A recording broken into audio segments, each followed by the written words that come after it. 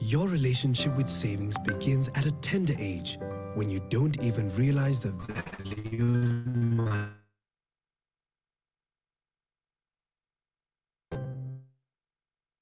As you mature and take on responsibilities, the relationship you share with savings will make you prudent. And as you reach the golden years of adulthood, your relationship with savings will give you the freedom to relax with dignity.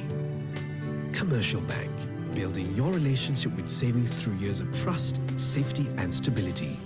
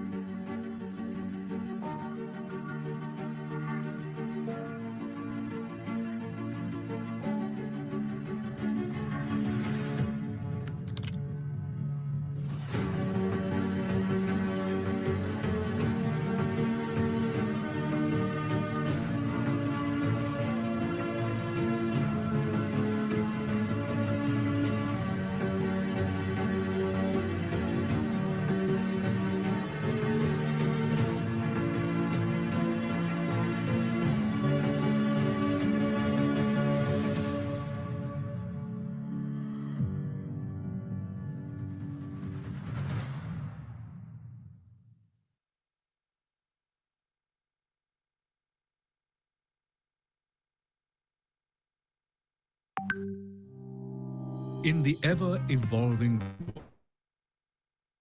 world of business, MAG Holdings Private Limited has demonstrated its ability to adapt to changing customer needs by providing innovative and customized solutions.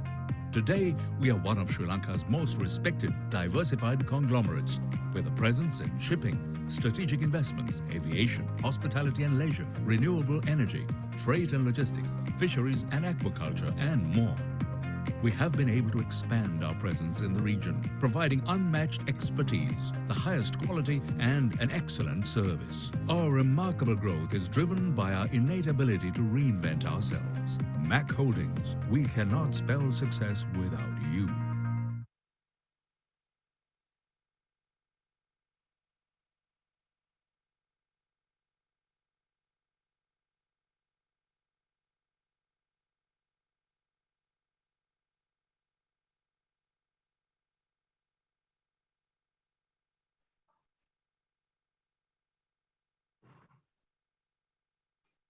Hi, good evening, everyone. Welcome to the webinar on navigating inflation in retail, emerging trends and retail responses, conducted by Sri Lanka Retailers Association in collaboration with Ceylon Chamber of Commerce and McKinsey. On the onset, I would like to thank our corporate sponsors. Without further ado, I would inform everyone of the house rules of today's session. Kindly switch off your camera and mute your mics. Only the speaker will use their audio and video for the presentation and dialogue. Questions from the participants will only be taken through the chat box or the Q&A option. A recording of the session will be shared on the conclusion of the session. I now welcome Mr. Murali Prakash, President of Sri Lanka Retailers Association, to make the opening remarks. Over to you, Mr. Prakash. Thank you. Thank you, Shahara. Good evening to all of you. And it's my pleasure to welcome all of you to this special webinar on navigating inflation in retail, initiated by the Sri Lanka Retailers Association through its Retail Academy. So SLRA, or the Sri Lanka Retailers Association, is the apex body of the organized retail sector in Sri Lanka. SLRA has a diverse membership with all top retailers being part of its membership, and currently we represent 9 sectors in the retail industry. So usually retail is the first to experience an economic turmoil as they directly face the customer one-to-one. We had more than our share of economic upheaval during the last couple of years. First the pandemic, and then its impact, and then followed by an unprecedented economic slowdown. Sliding GDP, spiraling inflation, rising costs, disrupted supply chains, altered value chains, and lowered disposable income, you name it, it's all there. Added to this was the impact of the dollar liquidity and import restrictions. The dual impact of forex and inflation has pushed businesses into a very narrow survival window. Besides all this, there is a humanitarian crisis as well, and an emerging local chaos. The ability to fulfill customer expectations is seriously hampered. Therefore, the businesses are looking at ways and means to reinvent themselves. The question is how? How do we navigate the emerging trends in the economy of a rising inflation and amidst restricted options? So looking around, we realized that while this is new to us, these have happened elsewhere globally. Therefore, the lessons learned could be adapted to suit us. Perhaps we could avoid some pitfalls and there might be opportunities to pick. So hence this webinar on how to learn from facts on inflation trends and retailer responses in other parts of the world, so that we shorten our learning cycle, to say so. So we are extremely grateful to McKinsey & Company, a global management consultancy company, for having consented to discuss some insights from their learnings elsewhere. We believe this will be an extremely useful learning cycle to all of us, not just for retail per se, but for the entire business fraternity at large. These insights will surely bring some core aspects and possible actions for us, for our businesses to stand tall during the current economic crisis. I must also thank Charita Subasinghe of the EXCO for getting them on board. While thanking the extremely experienced panelists today, let me briefly introduce them to you. Starting with Mahima Chagh, partner Mumbai. She leads their consumer and retail practice in Asia, works with retail clients across grocery and luxury retail, as well as with consumer goods clients across food and beverage, personal care, and consumer durables. She helps drive organic growth, enter new businesses, accelerate margins, optimize cost to serve, and implement digital interventions across the value chain to enhance growth and productivity. Examples of her recent work with retail clients include setting the Asia strategy across 7 countries, 5 retail formats, and 3 categories for one of the largest grocery and pharmacy retailers in Asia.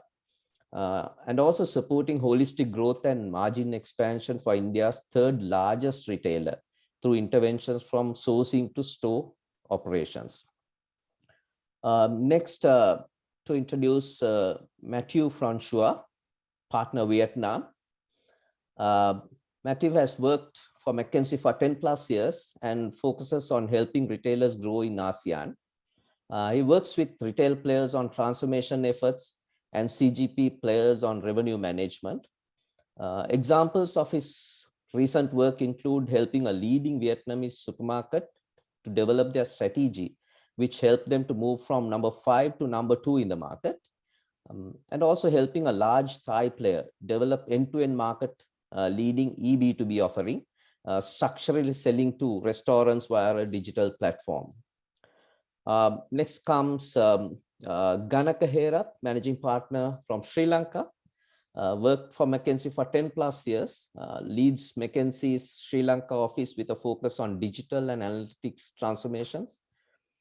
Before he set up Sri Lanka office, he helped financial sector clients in Europe drive large-scale digital transformations.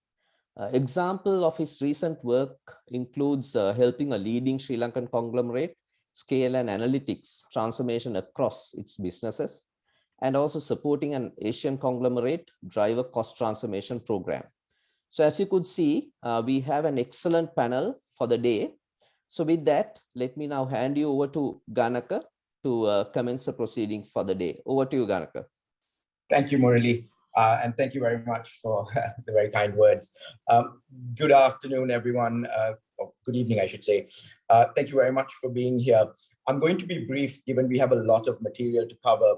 But can I just say, first of all, as Murali was saying, we consider the inflation crisis in Sri Lanka and the overall situation, first and foremost, to be a humanitarian crisis, and it should be treated as such. And our first, second, and third priority should always be to help the most vulnerable parts of the population.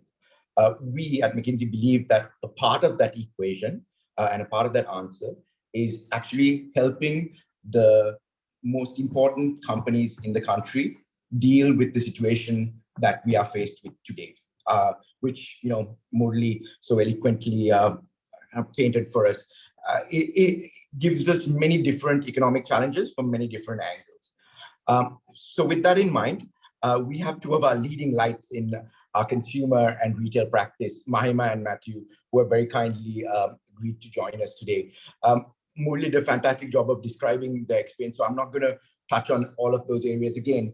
But I think one of the things that they bring to this session is their real breadth of experience. Matthew working across ASEAN, but really focusing in on Vietnam and Thailand, and really thinking about how do I transform the cost structure of a company, right? How do I take it from where it is today, number 5 player, to become a top 2 player? And that's the kind of thinking we're going to need in Sri Lanka for all our companies as we think about, negotiations with retailers and so on, negotiations with your suppliers and so on. Mahima has such a breadth of experience, right? She's got retail, grocery, luxury consumer goods. She's done work from, in all across Asia, but really also focusing on different verticals of work, right? Thinking about digital transformation all the way to cost. So I think we've got a great panel. I'm not going to spend too much more time. Thank you very much for joining us. We're going to start this session off with asking you to answer a couple of questions for us. Could we move on to the next page? There is a QR code on which should come up on screen. Good. On your left-hand side, you can scan it using your mobile phone, or the little link that's given there, you can type that into your phone, which will take you to a poll that has 2 questions. If you wouldn't mind answering that to start off with, and then we can jump into the session.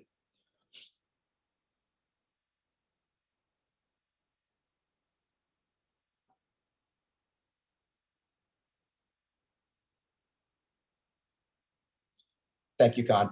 The link is also now in the chat, if helpful.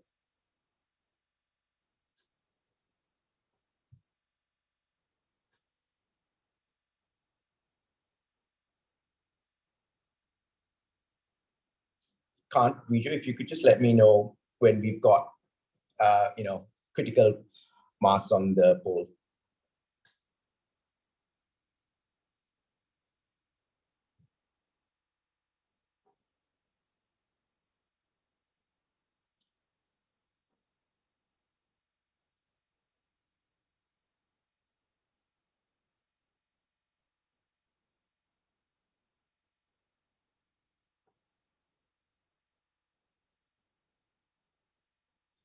Good.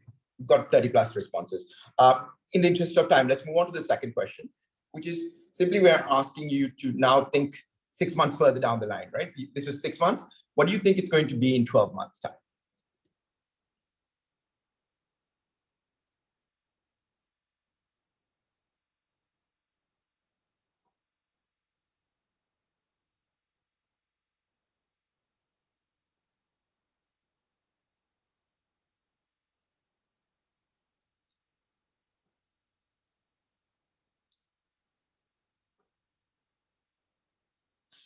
Fantastic.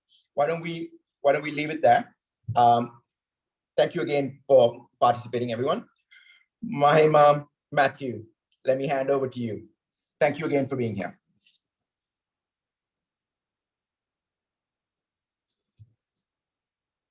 Kant, do you want to move us on to the body of the presentation? That's fine. We'll come back to this at the back end, if that's all right.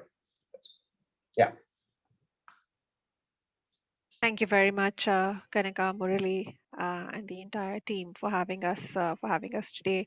I'd like to kick off with a fact that all of us know that this is real and this is a problem all over Asia, but just supported by a few facts. So if you go to the next page, as you can see, this is, we divided the region into three types of markets. There are high inflation markets, where primarily Sri Lanka and India, a slightly different order of magnitude, but still both the economies feeling the pinch of inflation, which is very real. Um, then, most of Southeast Asia as well as Australia in what we call as middle inflation, and of course, Malaysia, Japan, China, with slightly lesser inflation. And if we step back and look at some of the causes of why this is happening, as we reflect on that, I think, the fact that we are a global economy is more real than ever. And there are six things which we think is impacting this. First of all, you know, off and on of COVID-19, right? Which we should call, COVID that continues to plague the region. So the usually optimistic Asian middle class is starting to limit spending, but they're also conflicted because they've been saving for a while, so they're now figuring out where to spend, right? Second is just the rise in input costs. I think commodity costs have increased about 2x since 2020, but the stress, the challenge is inability to pass it on to a consumer, which, as we know, Asian consumers are highly value conscious. Third is, of course, political instabilities across the world.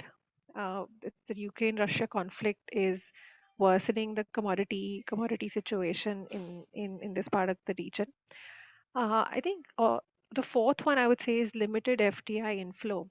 We've seen that across the region now. Is that because there's inflation? Like I said, we're a very connected global economy.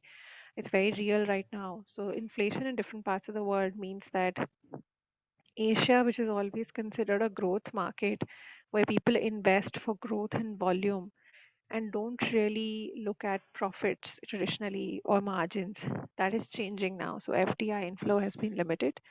Logistic challenges, of course, I think over from 2020 to now, some of the critical sea routes have actually seen up to 5x cost, up to 5x increase in costs, which, like I said, and limited alternative routes actually exist in a lot of these places. So as a result, the cost further increases. And lastly, of course, is the monetary and fiscal policies are continuing to evolve for different countries, right? So for us, these are these six key reasons why this is happening. Um, in across these geographies. Some more important for others, but that's the summary. If we keep going on, please.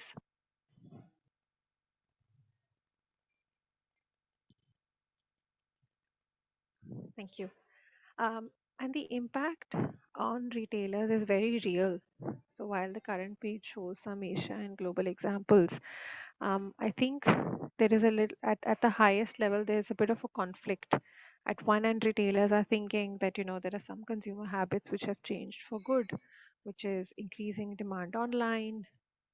If you're a grocery retailer, then should I be stocking more health products because that's what consumers want? Or if you are a, if you are a let's say a watch manufacturer and retailer saying our consumer is going to be shifting more towards digital watches now. So there are consumer trends which are so different now or have been impacted by COVID-19. And as I mentioned, for some of these categories, consumers are really saving to spend. And on the other hand, there is a real challenge of constrained spends. So the and constrained supply chain issues and the value conscious consumer. So there are a lot of conflicts which we believe is leading to five five challenges across retail sectors. Lowering of volume, so consumers making very real choices and trade-offs, buying this versus that for the household and for themselves. Inventory, which is now building up, which, as all of us know in retail, is is the biggest issue to solve for, because if it doesn't move, if the rate of sales is not active enough, especially given consumer sentiment, consumer behaviors, which is moving to faster and faster change of change in styles, and change if you're in fashion, or change in the kind of products they want to buy. If you're in electronics, that kind the excess inventory is an issue. Trading down, Not just, and this is visible not just for retailers and their private labels, but actually very visible for consumer goods companies as well. Especially in a lot of Asian economies where traditionally what we call as LUPs or low unit packs, um, this is the time when it's seeing a resurgence in its volume, because consumers are actively trading down not just the price point at which they buy in terms of premium or mass premium, but also the quantity they're buying at each time. Margin pressures I'll double click into subsequently, but of course, as all of you also might be experiencing, is very real. Uh, Lower traffic is a challenge because how do you really define traffic now itself is becoming a problem. Do you consider it only footfalls? Do you consider omni-channel traffic? And then how much does your physical store influence online traffic? So should you be opening physical stores? Are they relevant anymore? Not relevant. So there is that challenge of, while there is lower traffic, the question is also how do you solve for it, because it doesn't impact my sales if I have an online channel. If we keep moving forward on some of the impact, and this is just a simulation. We also were wondering how bad can this get? What could be meaningful consequences? So while this is just an assumption simulation, I think for different retail sectors and categories, this might look very different. But the fact is, with the increase of price pressure from CPGs, and hence, we could expect more uh, vigorous negotiations when it comes to margins, front margin, back margin, etc., visibility, their willingness to pay for it, and so on. And then increase in energy and logistics costs leading to S&D costs increasing. And lastly, store operating costs, just inflation is increasing. So there's also expectation on higher wages because cost of living is going up, which means that operating profit, if no change is made or if no um, proactive actions are done by retailers, it could lead to meaningful losses. I think as we move forward, we'll talk more about what we have seen across the region, in terms of what retailers have done, and just a synthesis of what retailers could do proactively to avoid some of these challenges going forward. Matt, I'll hand over to you for this. Yes. Thank you very much, Mahima, and thank you, Murali, and the team for having us. Right. So Mahima just explained the context. Right now, a crisis like this can be quite a defining moment for companies. Right. In fact, when we looked at McKinsey at the history of who performs well during the crisis, we see that the companies that are the most resilient during a crisis, usually it's a very good predictor of up to a decade of overperformance, right? So we shouldn't say the crisis like this is an opportunity, but it will for sure reshuffle the card, and it's a very important, very defining moment for what you do in retail. And so if we look at the next page, and I will spend the bulk of my time talking about the recipe. When we look at the companies that perform well, right, in a recession or in an inflationary environment like this, we find that at the end, there are, let's say, 5 business levers that really matter. And then at the bottom, there's an enabler, I'll get to it, right, a way to action it, right? So when we look at the business, the business side of things, right, and I will go one by one afterwards. There are 2 things on the commercial front that, and usually that the first thing that retailers will think about because it's so obvious, right? But there are 2 things on the commercial front that will drive the bulk of the impact. The first one is optimizing the category strategy, right? So without yet touching price and promo, making sure that the assortment is the right one to achieve at the same time the objective of serving our customers, right? As Mahima explained, the customers are cutting down. They themselves feel the price pressure and they need to be served appropriately. And at the same time, protecting our volumes and our margin, right? Which, when you think about it, is not that easy because it goes almost directly against each other. Usually, a big part of that, by the way, nowadays is also related to the question of what to do with private labels, right? and it has implication on sourcing. So the first thing is really, about your assortment, but more broadly, we call it, optimizing the category strategy. Second thing, and probably in this context is the most obvious, right, is what you do with price, right? So inflation pushes price up, right? This is very obvious. Now, how you deal with that is actually a quite technical question, right? So the best retailers nowadays, right, they spend a lot of effort in building the capabilities to apply smart pricing, right? How, and to make it simple, right, like how you squeeze your own margin and drop the price when it's essential for the customer, it's a driver of traffic, and it's a driver of basket building. And what are the products with which you can be a bit more flexible, keep your margin, even increase your margin.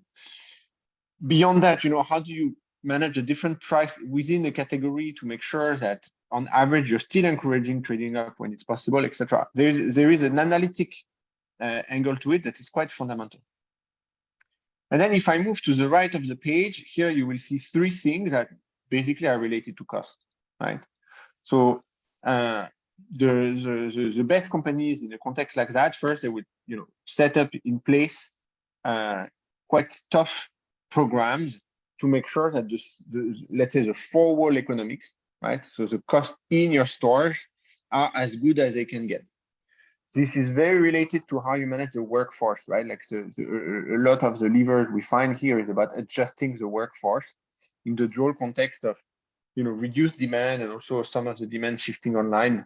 Usually there's uncaptured opportunity, right, to either reduce workforce or make it more flexible. Number five is quite related to what I said before about category, is about sourcing, right? So in the current context, sourcing is important for two reasons. First, because you need, as part of your category strategy, to make sure you protect your gross margin, and that means negotiating, right? So there is a big part of the sourcing that is just linked to the way you can negotiate and source appropriately. But there's a second reason for that is, nowadays, I'm sure you've all seen it, right? Like supply is very disrupted. And so it's very important in the current context that we are quite systematic about duplicating the sources, right? It means like for a product, you have a backup, right? For a supplier, you have a backup, and you're not too reliant on a single supplier for some of the goods that you consider essential. And then look, lever number 6, which is a little bit broader and sometimes a bit harder also to action, is about, we call it end-to-end cost to serve. What we really mean is about taking a very hard look at creating transparency about where you spend your money and putting in place very tough processes, very tight processes for how the money can be spent. We call it controllable spend, right? Like it's honestly, it's not strategically so smart, but the quality of your execution, the execution you put there can have a tremendous impact on the bottom line. So it's not a fancy lever, but it's extremely important and the bread and butter for retailers nowadays. Last thing I put at the bottom, I will not spend too much time on it, right? But you probably sense, right? Like this is a lot of things, right? I'm basically describe almost the entire business model of a retailer. And in a moment like that, you cannot ignore too much. So what we put at the bottom, and we've seen work with our clients, it's usually in a context like that, it's quite important to have a war room or a win room, right? It means that you accelerate the cadence of decision-making by putting in place cross-functional teams that make very, very rapid decisions, right? We don't have the luxury of time for a lot of those things. And so there's a process that good retailers put in place to accelerate all this. So I think I've explained, most of the concept. Let me use, and I will go faster on the following pages, don't worry, but let me use a few pages to illustrate what I mean, right? So first, if we go to page 13, this is related to what I was saying about category management, right? And actually here I'm focusing especially on one part of the category management, which is related to the question of how much private label can you drive? But in reality, it's a good lens to have, because to do that well, what retailers have to do, right, is first they need to understand how customers shop, right? Where they are most sensitive to brand and where they are most sensitive to prices, right? This in itself requires some analytics, usually some elasticity, some cross elasticities to understand that. And then beyond that, the good retailers, and especially in Asia, it's a little bit more recent that we use private label, right? It's less developed than in the West. The good retailers then put in place a product development, a sourcing, and a category management process to make sure that for every category or subcategory where there's a drive to develop a private label, there is a process to define the product that is efficient and adapted to the local need. And then, of course, there's a sourcing and a category management process behind that makes sure that it creates margin for us, right? It's a very holistic process. And usually the benefit of the private label, right, is that you will replace some of the SKUs in your assortment by SKUs that have higher margin and sometimes at the same time are cheaper for the customer. We cannot do that for everything, of course, right? But it's a very powerful lever, especially in inflationary context or in a recession context, to make sure that we fulfill the dual objective of serving our customers and generating good margin. So this is an example of the first lever. If we go to the second one, and the second one, we could spend hours defining it, but it's about the price, right? So again, the concept for pricing is not that complicated, right? It's a game of, squeezing your own margin and basically, being as competitive as possible with the customers for the product where the consumer is likely to not buy if it's too expensive, right? So usually you would do that for the, the basket of immediate necessities, right? In a context like that, most of the retailers I know will squeeze their margin and, keep the price increase to a minimum. But at the same time, right, for products where you have documented that the likelihood to switch is not too bad, right, which we measure through elasticities, and where the margins are more protected, even better, we would tend to maintain price, right, or even to increase price because there are sometimes dynamics of, or to increase price more than the average, I mean, because there are sometimes dynamic of splurging in some more discretionary category. So it looks very simple when I show it on the page here. I guess the reality behind it, right, is that the analytic engine to do that is quite important. The best retailers nowadays have, live mechanism to understand how the overall basket, or let's say the overall category sales, are sensitive to either the removal of a product or the change of a price.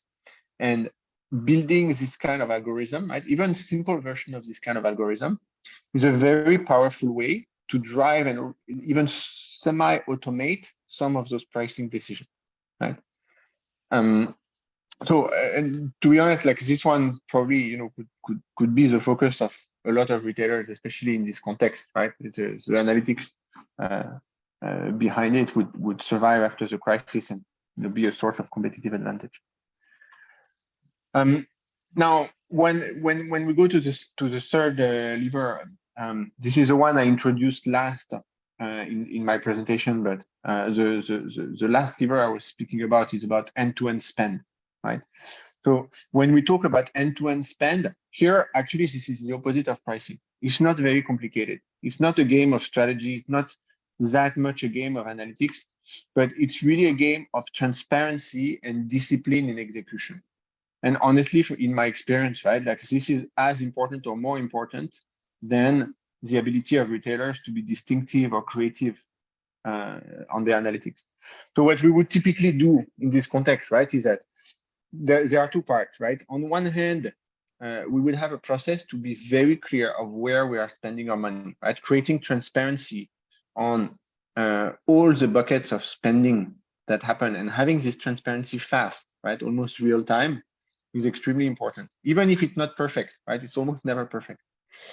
On the other hand, to make this a success, what good retailers do, right, is that they have a very good view of how to tighten the process for spending where it matters, right? For example, we're working the SOPs for the procurement rule, right? For example, linking every new spend to a new set of approval to make sure that we go really zero base for when we need to spend on a new category, right? I'll zoom in on a couple of those, especially store labor in the next one, but in my experience, where this can get very efficient, right, is procurement of services, right, or procurement or not for resale goods usually can get, quite good impact from just paying enough attention and having this discipline. If we go now to the next page, so it's a double click on the supply chain, right? And now, again, I'm repeating myself a little bit, but there are two reasons why supply chain is extremely important in the context, right?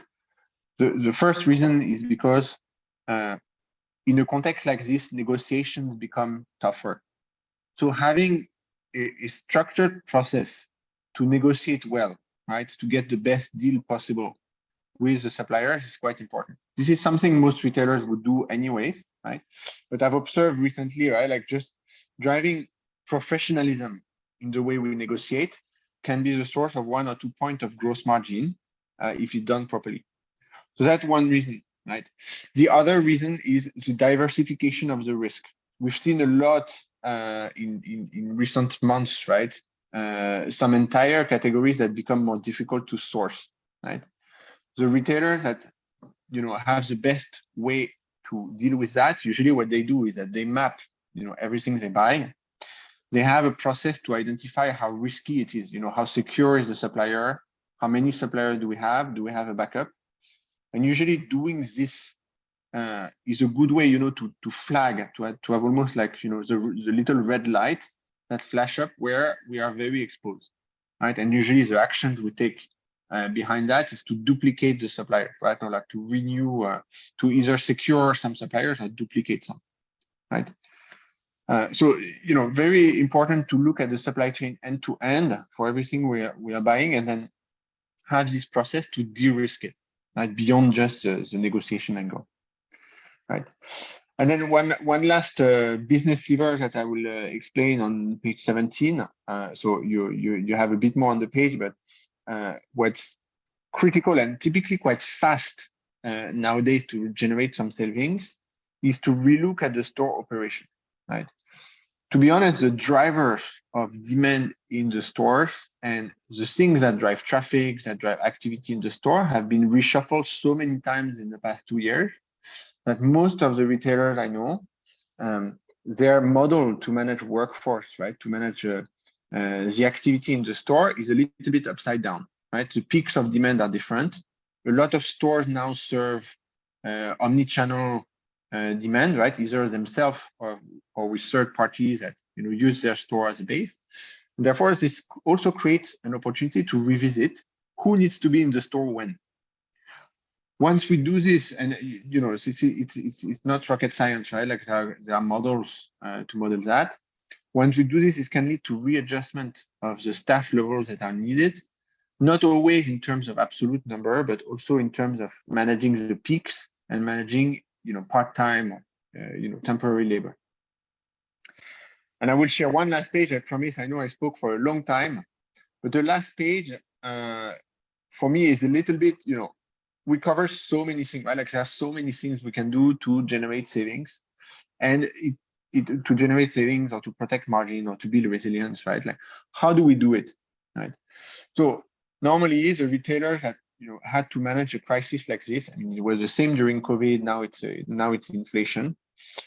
They tend to put in place. It can have different name: a war room, a win room, a special team, a special squad, right? But they tend to put in place a way to really massively improve the transparency on what's going on and accelerate the speed of decision making. Usually the way this works is that you put together a team, right, that is cross-functional, so gives you access to the different decision makers of the company, right, in sourcing, in supply chain, in category management, and of course the company leaders. They equip themselves with good tracking tools, right? So usually at the beginning it's having visibility on some KPIs. Later on is also having visibility on the actions we want to take, and then they have a very fast cadence to make sure decisions are made rapidly, right? And it's, to be honest, it's a little bit a way to bypass the standard procedure, right? But in times like this, it can be quite important and quite necessary. Right? So I've seen this, done different forms, but remember, right? transparency on what's going on, discipline on tracking the initiative, and a way to accelerate decision making by having the different teams represented and everyone in the same room. Right. So I spoke for a long time, right? So I will pause here on the levers. I hope this gives a little bit of a holistic picture on what to do in a context like this. And then I think afterwards I'll pass it back to Ganaka to encourage the discussion afterward.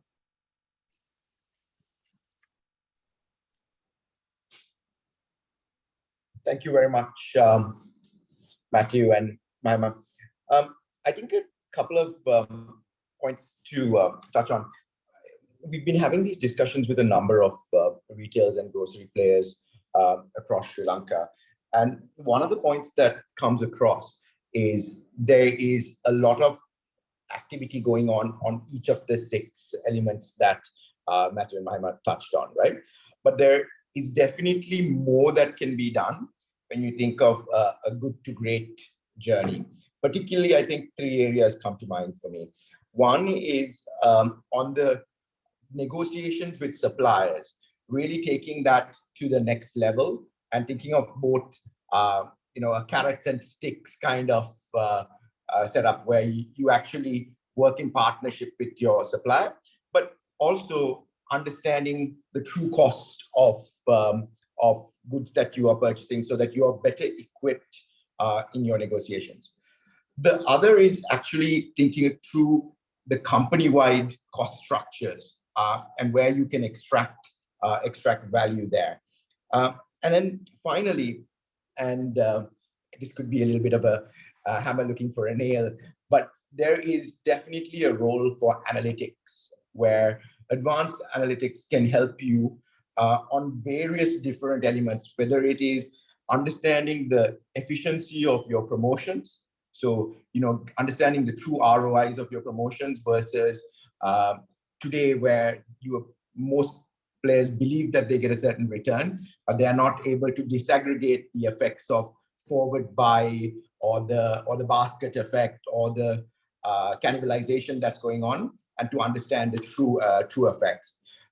All the way down to pricing, where actual machine learning led understandings of elasticity levels can really help with better pricing that actually attracts customers to stores and better satisfies them. But I think all of the elements, as I said, there's activity going on in Sri Lanka. I think Matthew, Mahima, for your context as well across all of these. But as I listen to you, there is much further, I think, that players can go. Good. With that in mind, let me open up the floor for questions. I'm just going to go through the Q&A here. Can I please ask you all to type in your questions into the chat box or the Q&A box?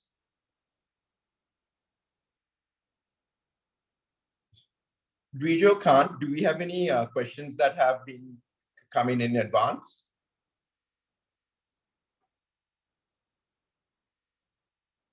Okay.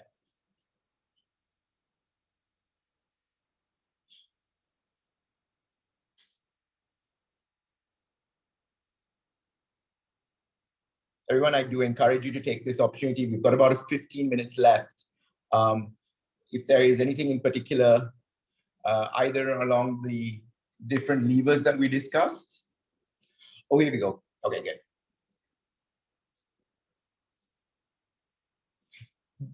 Question around which levers, is there a sequence, Matthew, Mahima, that people should be thinking about these levers in? Yeah, maybe let me start with this one, right? So, I mean, the politically correct answer that I would give my clients is that we need to work on everything. However, what I have to acknowledge, right, is that not everything will have the same speed of execution and the same pace of delivering results. So when we worked at this, also in the context of COVID, right, but it was another disruption. The way we prioritized it, right, is that the first element, the most critical element, was what we discussed around sourcing and supply chain transparency. because it's so critical, right? Like you first make sure you have what you need to sell, and at the same time you make sure you negotiate in a way where you protect some of your margin, right? So this usually, it's fast, it's important, and you have to do it first. So that would be my number one recommendation, right? The second thing that I would push, almost every time is what we discussed around pricing and promotion, right? And here, it's really not about having a perfect logic, but we do need to have some logic. We do need to have some logic for which prices need to rise more, which prices need to rise less. And I've seen some retailers that do this with maybe a little bit more than a gut feel, but at least, there is some logic to it. And then over time, build very solid analytics to measure and to be sure about those decisions. So if it were my business, right, and I cannot act on everything, and we don't have enough people, and we're already managing the safety and the crisis, I would really start with those two things, right? And then maybe in a slightly longer time horizon, try to look at my store operation or my cost base or all those things, because it takes longer to materialize. Right? So that's how I would, manage it if it were my business under pressure.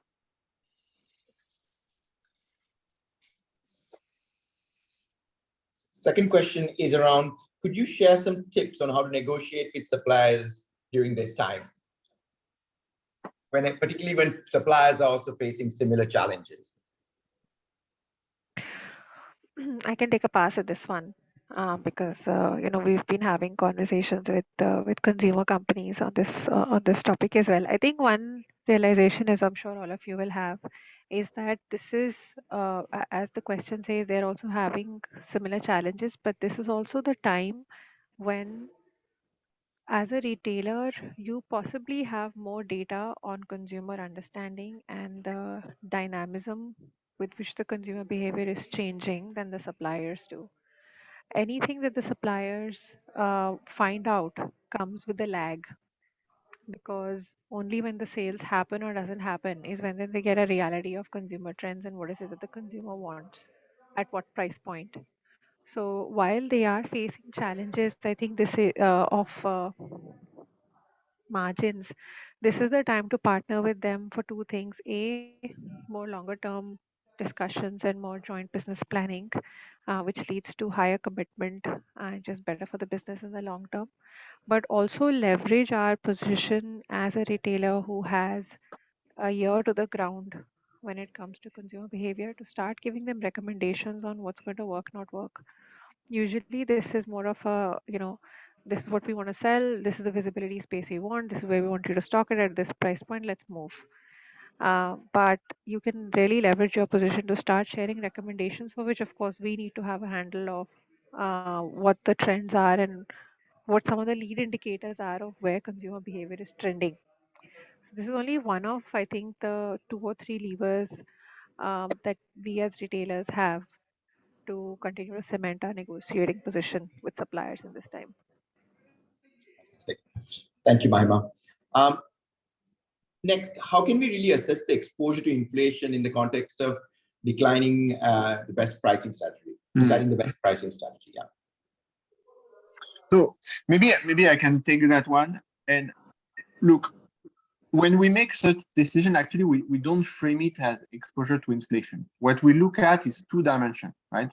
One dimension is basically at which price can we buy it, right? How much margin do we have left on this given the purchasing price of our product? So I guess I'm translating your concept of exposure to inflation towards, how well can we source it at a competitive price?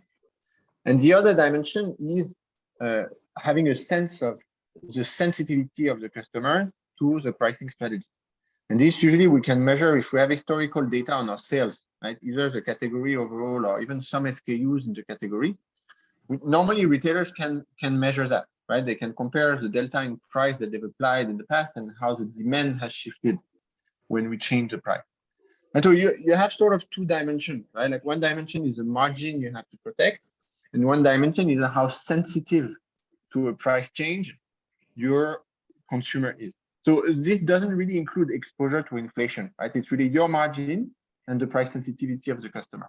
And most decisions then are taken based on those two things, right? You make a decision.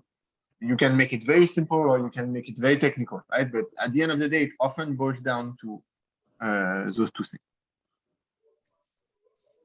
Thank you, Matthew. Let me try and take question number 4, and that's around what type of analytics would you recommend? It is somewhat dependent on what your business is and which lines you're in, but a few of the areas that I mentioned, promo effectiveness, which is essentially every retail, every grocery operator, every consumer product player does some form of promotions, but very few of them understand the true return on investment of those promotions. Right? And to be able to understand the true return on investment, you have to be able to disaggregate a number of effects that take place. So these are effects such as the basket effect. So if you're promoting one product, do people buy more of that more of other products as a result of it? It's a positive effect. There's a forward buy effect. So if you promote toothpaste, will the consumer buy toothpaste for the next month as well? Therefore, you've actually lost sales in the following month. And then there's a cannibalization effect, right? You have to think about all of these effects to understand the true return on investment, and therefore you can move your very limited and scarce marketing dollars to the right, or rupees to the right products and right types of promotions. That's one type of analytics. Another, I think, is really thinking about customers and the churn of customers. How do you ensure that you get your customers to come back? You make sure that you get the right types of customers coming back, the most valuable ones, doing the analytics around that. There is, as I said, also a piece around pricing, which is quite important, where you need to think about which products you want to essentially almost think of as lost leaders, right? And the most sophisticated way of doing that is through machine learning models. Those are kind of a couple of different use cases, as we say. But if I think about the retail space, there's probably 20, 25 use cases that you could go down the path of, and that's as kind of like a first wave of transformation. Okay. What are the market examples you could share on retailers, circular economic models that reduces operations and packaging of goods? Due to forex shortages. Matthew, I'm not sure if you have it's quite a specific question. Maybe this one, I'll share some perspective. I don't know if I'm directly responding to the question, but look, I think the Sri Lanka situation is very specific, right? But across markets in Asia, we've seen nowadays how supply chain can be disrupted and how hard it can be to import. I mean, not to the extent I think of Sri Lanka, but this has been a trend in other markets. And in response to that, what we've started to see quite significantly, right, is structured thinking around how to localize the supplier base when it's possible. I think we go back a little bit in the logic we explained before of really de-risking the supplier base. And it's part of the process, right? Like we look category by category or subcategory by category. What is the supplier base we have? What do we think can be substituted for what I framed earlier as a safer source of supply, but in this context as a more local source of supply, to bypass also the forest risk. And so it's part of this thinking, right, around de-risking your supply base. I honestly don't know much about the specifics of how to avoid the forex risk, right? But I know this fits on a trend that also exists elsewhere. And so, for example, in Vietnam now, the localization of fresh and packaged food had been quite spectacular, right? During COVID, we had different root cause, but we had same problem, right? Like nothing was coming out of China. There was significant disruption in the value chain. And so indirectly, this led to real localization of a big part of the assortment, especially in fresh and packaged food for some reason. So I think there's a process to maximize the use of this lever that can give a bit of breathing space. Thank you, Matthew.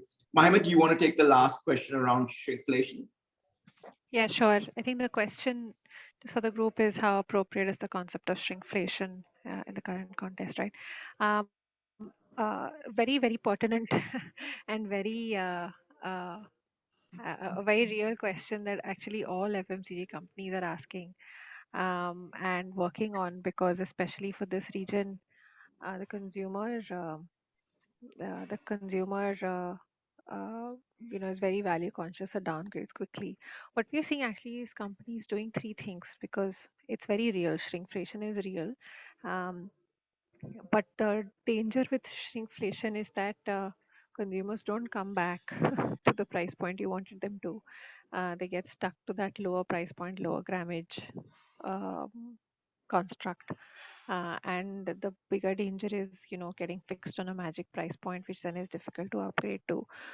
So yes, it is absolutely very real. What we are seeing companies do is roughly three things.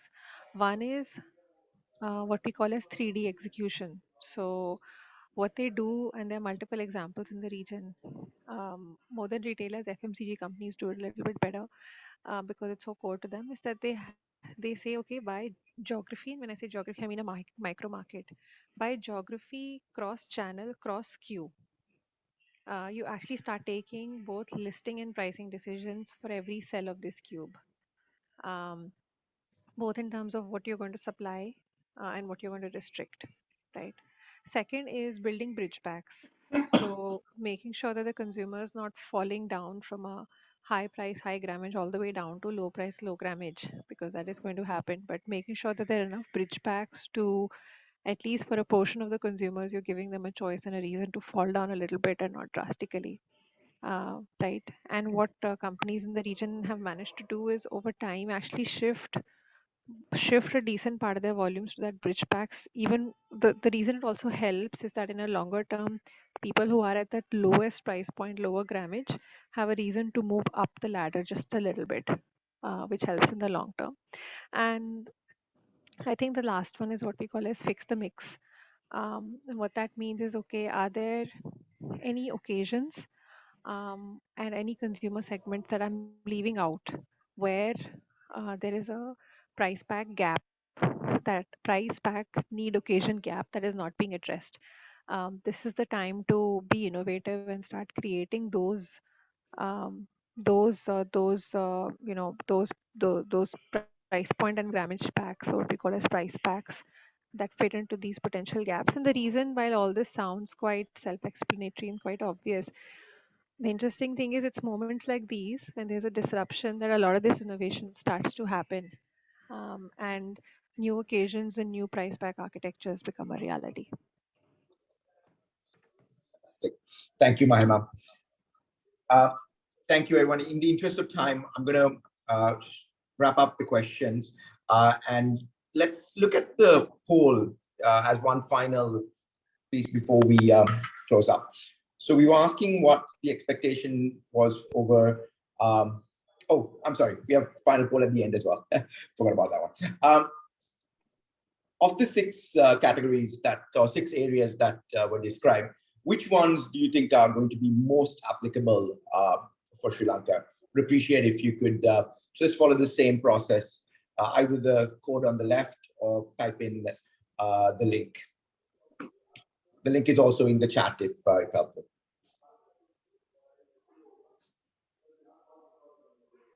Can't, when we get to maybe 30, 40 responses, can we go and look at the first poll that we did?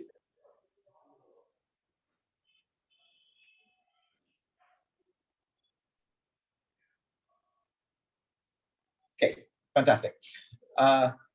Look, it's quite interesting. I think one of the interesting pieces of insight that we're gaining is, as we think about the expectations of inflation around 6 months and 12 months, there's just quite a wide split, right? We've had about 60 odd responses, and you can see the bulk of it is probably around the 30 to 70 range, but the expectations range all the way down to below 10% to above 90%, right? Fortunately, I think when we look at the US forward indicators for inflation, and particularly around oil prices, there is some hope around the corner that inflation will, at least global levels of inflation will start to slow. And inflation expectations are definitely starting to slow. And that will kind of play through into Sri Lanka's levels of inflation. But we've got additional challenges around supply chain and dollar liquidity and so on. So I think the expectation of that 30 to 70 range for a while is probably a fair one. Let me just close by saying, Matthew and Mahima touched on a number of different areas, but mainly if you think about commercial and operational, right? And it is quite important for us to start thinking about both of these angles. I think very quickly, people go one way or the other, either go operational and say, how do we just cut costs as much as possible, or go commercial and think, how do we think about pricing? And rather, it's important to have a holistic mix of these two levers. And as Matthew said, the idea of having a war room, a central nervous system that's actually coordinating your efforts, is quite critical. And the impact of it is very clear. Let me leave it there. I hope this was helpful to everyone. Can I just take the opportunity again to thank Matthew and Mahima for taking time away from their busy day to join us today. Really appreciate it, both of you, and thank you again. And thank you everyone for the opportunity. Yes, and Murali and Co, thank you very much for giving us the opportunity to be here. We very much appreciate it. Thank you, everyone. You all, Rao.